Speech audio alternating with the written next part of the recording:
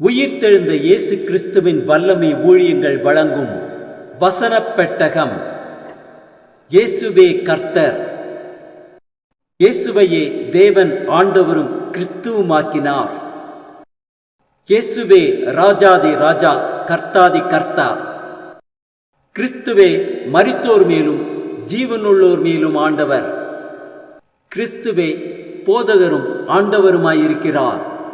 வசனப் பெட்டகத்தின் இன்றைய தின கருப்பொருள்: தேவனுடைய சமூகம்.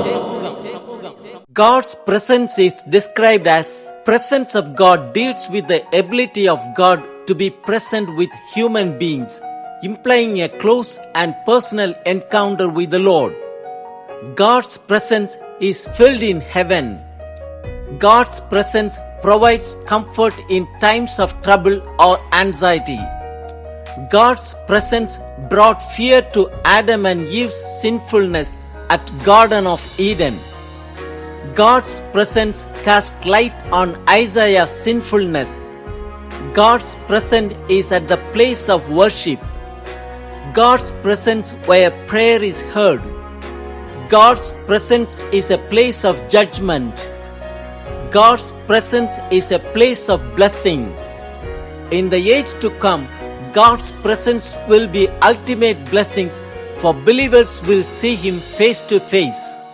ஜீவ மார்க்கத்தை எனக்கு தெரியப்படுத்துவேன். உம்முடைய சமூகத்தில் பரிபூர்ண ஆனந்தமும் உம்முடைய வலது பார்சத்தில் நித்திய பேரின்பமும் உண்டு. தேவனுடைய சமூகத்தை குறித்ததான வேத வசனங்களை பார்க்கலாம். சங்கீதம் 95:2 வாசிக்கிறோம்: துதித்தலுடனே அவர் சந்நிதி முன்பாக வந்து சங்கீதங்களால் அவர் ஆர்ப்பரித்து பாடக்கடவும்.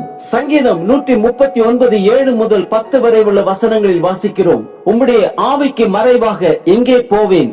உம்முடைய சமூகத்தை விட்டு எங்கே ஓடுவேன்? நான் வானத்திற்கு ஏறினாலும் நீர் அங்கே இருக்கிறீர். நான் பாதாளத்தில் படுக்கை போட்டாலும் நீர் அங்கேயும் இருக்கிறீர். நான் விடிய காலத்து செட்டைகளை எடுத்து சமுத்திரத்தின் கடையாந்தரங்களிலே போய் தங்கினாலும் அங்கேயும் உமது கை என்னை நடத்தும், உமது வலது கரம் என்னை பிடிக்கும்.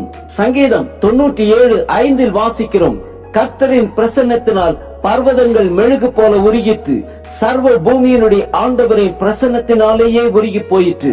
யாத்திரையாகமம் 33:14-15 வாசிக்கிறோம்: அதற்கு அவர், என் சமூகம் உனக்கு முன்பாக செல்லும், நான் உனக்கு இளைப்பாறுதல் தருவேன் என்றார். அப்பொழுது அவன் அவரை நோக்கி, உம்முடைய சமூகம் என்னோட கூட செல்லாமற் போனார், எங்களை இவ்விடத்திலிருந்து கொண்டு போகாதிரும். பிரசங்கி 5:2 வாசிக்கிறோம்: தேவ சமூகத்தில் நீ துணிகரமாய் உன் வாயினால் பேசாமலும் மனம் பதறி ஒரு வார்த்தையையும் சொல்லாமலும் இரு. தேவன் வானத்தில் இருக்கிறார், நீ பூமியில் இருக்கிறாய், ஆதலால் உன் வார்த்தைகள் சுருக்கமாய் இருப்பதாக. 2 நாளாகமும் 5:14 வாசிக்கிறோம்: அந்த மேகத்தின் நிமித்தம் ஆசாரியர்கள் ஊழியம் செய்து நிற்க கூடாமற் போயிட்டு, கர்த்தருடைய மகிமை தேவனுடைய ஆலயத்தை நிரப்பிட்டு. சங்கீதம் 51:11 வாசிக்கிறோம்: உமது சமூகத்தை விட்டு என்னை தள்ளாமலும் உமது பரிசுத்த ஆவியை என்னிடத்திலிருந்து எடுத்துக் கொள்ளாமலும் இரும். மத்தேயு 18:10 வாசிக்கிறோம்: இந்த சிறியரில் ஒருவனையும் அற்பமாய் எண்ணாதபடிக்கு எச்சரிக்கையாயிருங்கள். அவர்களுக்குரிய தேவதூதர்கள் பரலோகத்திலே என் பரம பிதாவின் சமூகத்தை எப்பொழுதும் தரிசிக்கிறார்கள் என்று உங்களுக்கு சொல்லுகிறேன். யாக்கோபு 4:10 வாசிக்கிறோம்: கர்த்தருக்கு முன்பாக தாழ்மைப்படுங்கள், அப்பொழுது அவர் உங்களை உயர்த்துவார். ஏசாயா 59:2 வாசிக்கிறோம்: உங்கள் அக்கிரமங்களே உங்களுக்கும் உங்கள் தேவனுக்கும் நடுவாக பிரிவினை உண்டாக்குகிறது, உங்கள் பாவங்களே அவர் உங்களுக்கு செவி கொடாதபடிக்கு அவருடைய முகத்தை உங்களுக்கு மறைக்கிறது. லேவியராகமம் 10:1 வாசிக்கிறோம்: பின்பு ஆரோனின் குமாரனாகிய நாதாபும் அபியூவும் தன் தூப கலசத்தை எடுத்து அவைகளில் அக்னியையும் அதன் மேல் தூப வர்க்கத்தையும் போட்டு, கர்த்தர் தங்களுக்கு கட்டளையிடாத அந்நிய அக்னியை அவருடைய சந்நிதியில் கொண்டு வந்தார்கள். அப்பொழுது அக்னி கர்த்தருடைய சந்நிதியிலிருந்து புறப்பட்டு அவர்களை பட்சித்தது, அவர்கள் கர்த்தருடைய சந்நிதியில் செத்தார்கள். எண்ணாகமம் 6:26 வாசிக்கிறோம்: கர்த்தர் தம்முடைய முகத்தை உன்மேல் பிரசன்னமாக்கி உனக்கு சமாதானம் கட்டளையிட கடவர். 1 தீமோத்தேயு 6:16 வாசிக்கிறோம்: ஒருவராய் சாவாமை உள்ளவரும் சேரக்கூடாத ஒளியில் வாசம் பண்ணுகிறவரும் மனுஷரில் ஒருவரும் கண்டிராதவரும் காணக்கூடாதவருமாய் இருக்கிறவர், அவருக்கே கனமும் நித்திய வல்லமையும் உண்டாயிருப்பதாக. ஆமேன். 2 தீமோத்தேயு 4:1-2 வாசிக்கிறோம்: நான் தேவனுக்கு முன்பாகவும் உயிரோடு இருக்கிறவர்களையும் மரித்தவர்களையும் நியாயம் தீர்க்க போகிற கர்த்தராகிய இயேசு கிறிஸ்துவுக்கு முன்பாகவும் அவருடைய பிரசன்னமாகுதலையும் அவருடைய ராஜ்யத்தையும் சாட்சியாக வைத்து கட்டளையிடுகிறதாவது, சமயம் வாய்த்தாலும் வாய்க்காவிட்டாலும் ஜாக்கிரதையாய் திருவசனத்தை பிரசங்க பண்ணு.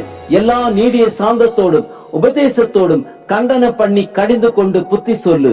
தீத்து 2:13 வாசிக்கிறோம், நாம் நம்பி இருக்கிற ஆனந்த பாக்கியத்துக்கும் மகா தேவனும் நமது இரட்சகருமாகிய இயேசு கிறிஸ்துவனுடைய மகிமையின் பிரசன்னமாகுதலுக்கும் எதிர்பார்த்து கொண்டிருக்கும்படி நமக்கு போதிக்கிறது.